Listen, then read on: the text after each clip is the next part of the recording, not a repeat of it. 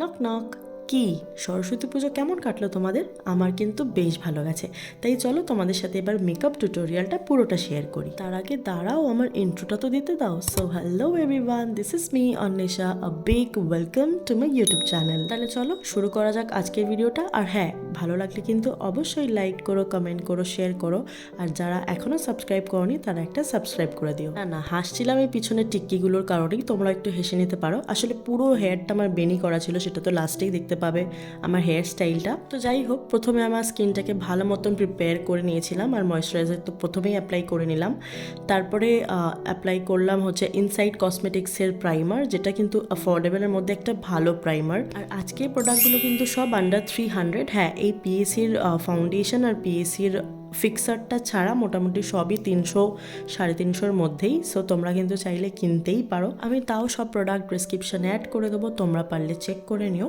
তো যাই হোক, ভালো মতন ফাউন্ডেশনটাকে ব্লেন্ড করে নিচ্ছি। আমি খুব একটা কিন্তু এবারে মানে ফাউন্ডেশন অ্যাপ্লাই করিনি, তোমরা দেখতেই পাবে একদম ন্যাচারাল ফিনিশের উপরে রাখার চেষ্টা করেছি।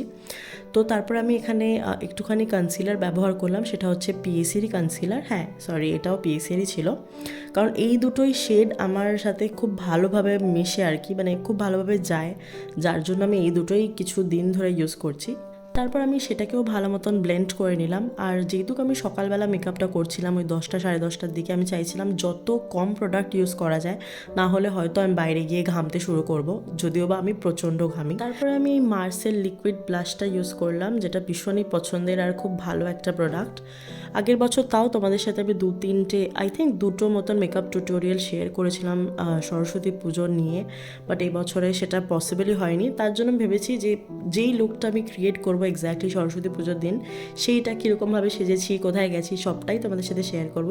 তার জন্যই কিন্তু ভিডিওটা বানানো, আর ঠিক তার জন্যই কিন্তু পুরো ভিডিওটা তোমাদেরকে দেখতে হবে।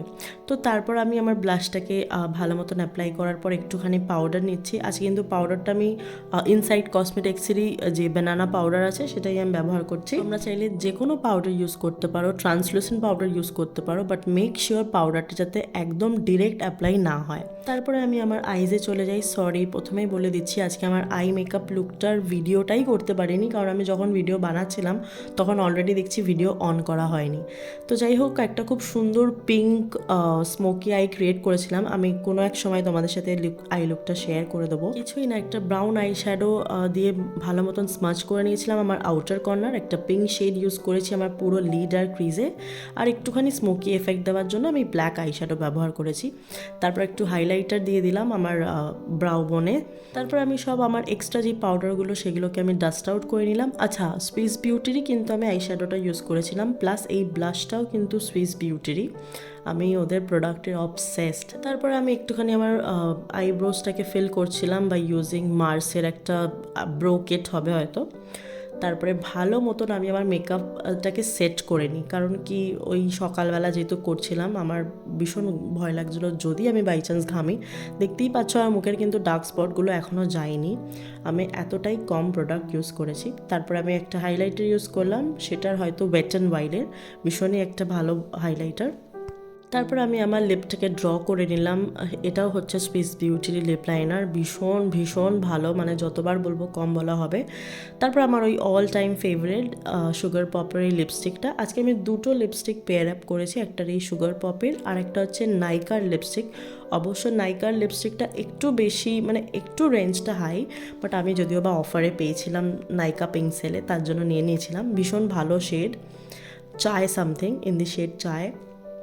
তারপর আমি কি করলাম, আমার চোখটাকে আবার একটু এনহ্যান্স করার জন্য কাজল অ্যাপ্লাই করলাম। প্রথমে ভালো লাগছিল না, তাই মনে হলো একটু নিচের দিকটা ডার্ক একটা ব্যাপার না আনলে আসছে না, বিকজ আমি ওপরে লাইনার অ্যাপ্লাই করিনি। তারপরে সেটাও সেম প্রবলেম, ভিডিও অফ করেই আমি পুরো ভিডিওটা বানিয়েছিলাম, তাই তোমাদের সাথে শেয়ার করতে পারলাম না, ভেরি সরি। তারপরে কি মেকআপটা অলমোস্ট ডান, আমি একটুখানি মাস্কারা অ্যাপ্লাই করলাম আর একটু লাস্ট টাইম সেটিং স্প্রে মেরে নিয়েছিলাম। তো কেমন লাগলো আই মেকআপ লুকটা অবশ্যই কিন্তু কমেন্ট করে জানিও। তারপরে আসি আমার হেয়ারের পার্ট, যেটা প্রথমেই তোমরা দেখেছিলে আমার চুলটা পুরো বেনি করা ছিল। অনেকেই আছে যাদের কাছে হেয়ার সেট করার কোনো টুলস নেই, কার্লার নেই বা ক্রিম্পার নেই, তাদের জন্য কিন্তু এটা অ্যাপ্লাই করতেই পারো, বেশ ভালো হবে। আর স্পেশালি যখন হিটলেস কার্লস বলতে পারি, এটাই ক্রিম্পিং এফেক্টটাই দিয়েছে।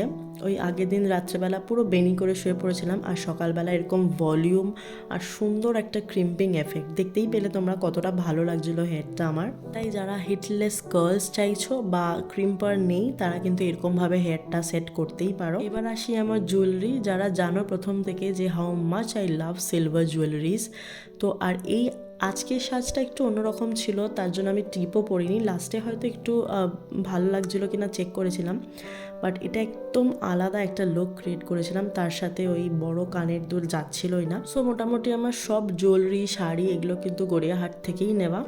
আর তার জন্য যদি চাও তোমরা কমেন্ট করতে পারো, আমি একটা আলাদা হল নিয়ে আসতে পারি। So yeah, that's it for today. কেমন লাগছে আমাকে অবশ্যই জানিও। তো লাস্ট মোমেন্টে আমি আমার ব্যাগটা নিলাম, কিছু সেলফিস নিলাম আর বেরিয়ে পড়লাম। সো যাই হোক, আজকের জন্য এইটুকুই। ভালো লাগলে কিন্তু অবশ্যই লাইক করো, কমেন্ট করো, শেয়ার করো, আর হ্যাঁ, সাবস্ক্রাইব বাটনকে হিট করে দিও, যাতে যখনই ভিডিও দিই তোমরা আগে নোটিফিকেশন পাও। দেখা হচ্ছে নেক্সট ভিডিওতে। বাই।